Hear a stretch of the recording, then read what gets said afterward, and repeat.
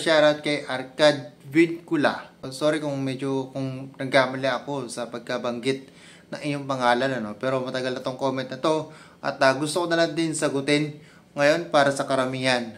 So, comment niya or tanong niya, Sir, pwede bang gamitin ang stock brake master ng Honda Click 125 sa 2-pot missing caliper?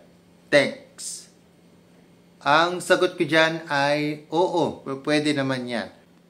Arcade Vincula, actually wala naman halos pinagkaiba doon sa setup natin ngayon. Dahil ang setup natin ngayon ay 2-pot pero hindi siya nissin.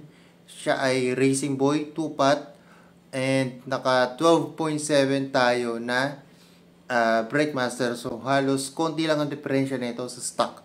And also, meron na rin kasi tayong nakapag-installan ng caliper. 2-pot Nissin caliper yata siya. Ang ginamit niya lang din ay stock brake master, brake hose, at yun, naka 260mm siya. And then, Nissin caliper, syempre 2-pot. And okay naman yung naging play ng brake master, so wala naman problema. Ang payo ko lang, gumamit tayo ng DOT4 na brake fluid, yung maganda-gandang klase na. So hanggat maaari, bumili na kayo ng branded para sigurado yung sa fluid. Kasi may mga chipipay ngayon na brake fluid, usually may mga kulay-kulay na nakabote. So parang nakasubok na kasi ako nyan. Ito, pakita ko saglit.